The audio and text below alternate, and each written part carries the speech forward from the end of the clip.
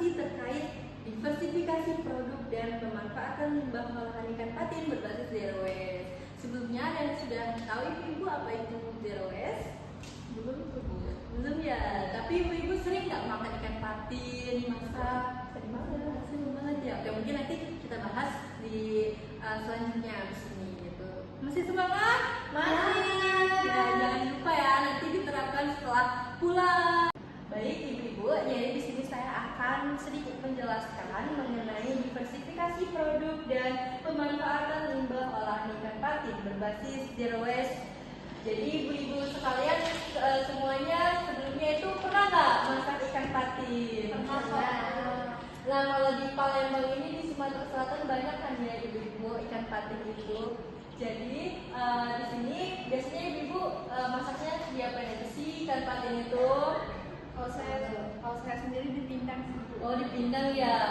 Memang ya ibu-ibu di sini tuh di Palembang sering banget banyak ditemuin ikan pindang. Padahal sebenarnya masih bisa diolah menjadi produk-produk lain gitu. Mungkin langsung saja, kenapa sih ikan patin? Karena ikan patin ini kan di Sumatera Selatan melimpah gitu kan, banyak sering ditemuin. Dan juga ikan patin ini kaya akan kandungan gizinya seperti protein, vitamin, mineral, ada juga kandungan omeganya.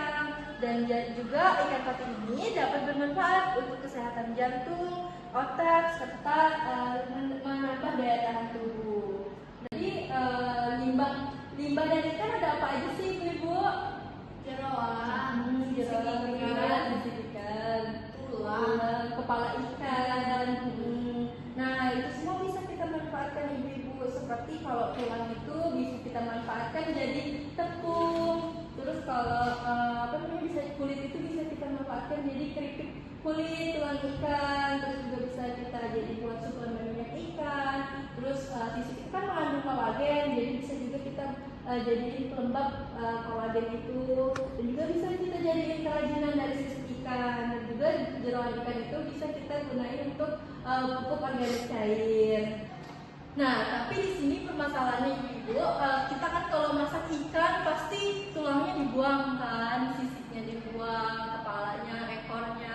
Nah, padahal itu sebenarnya bisa kita manfaatkan gitu untuk menjadi produk lain bernilai tambah gitu. Jadi nggak menjadi limbah, nggak mengotori lingkungan sekitar kita gitu. Nah, jadi permasalahan di sini juga pengolahan ikan patin ini masih terbatas ibu-ibu, dan juga salah satunya juga limbah pengolahan ikan patin ini belum diolah dengan baik, itu masih ada sisa-sisanya yang seperti saya jelaskan tadi. Dan juga rendahnya pemahaman di lingkungan sekitar mengenai apa itu zero waste, ya kan? Ibu dan sudah tahu apa itu zero waste? Belum tahu sih ibu. Belum tahu kan? Ya memang. Jadi di sini nanti kita akan bahas mengenai apa itu zero waste. Nah, jadi ibu zero waste ini kita ini mengurangi limbah gitu bu, seminimal mungkin. Jadi semua kalau bisa, semua yang ada bagian dari ikan patin itu kita olah lagi, kita gunakan, kita manfaatkan sehingga tidak ada limbah yang tersisa. Itu namanya zero waste. Sehingga zero waste ini sama aja kayak kita tuh memanfaatkan kembali gitu bahan-bahan seperti limbah tadi, bisa untuk pupuk ataupun tepung dari tulang ikan itu bisa kita manfaatkan. Jeroan ikan itu juga bisa kita manfaatkan menjadi VOC, pupuk organik cair gitu. Nah, jadi ada juga nih ibu manfaat zero waste gitu pada pengolahan ikan. Yang pertama itu bisa mengurangi pencemar lingkungan tadi, yang kedua itu juga bisa menambah nilai ekonomi kan. Terus juga bisa jadi peluang usaha nih untuk ibu-ibu, misalnya mau buat produk olahan apa gitu, kayak stik tulang ataupun keripik kulit ikan, yang bisa ibu buat nanti ibu jual gitu. Jadi bisa menambah masukan gitu di keluarga ibu sekalian. Nah, kalau tadi kita kan sudah bahas nih apa itu zero waste. Sekarang lanjut lagi kan diversifikasi produk. Nah, jadi ada yang udah tahu belum ibu-ibu diversifikasi produk?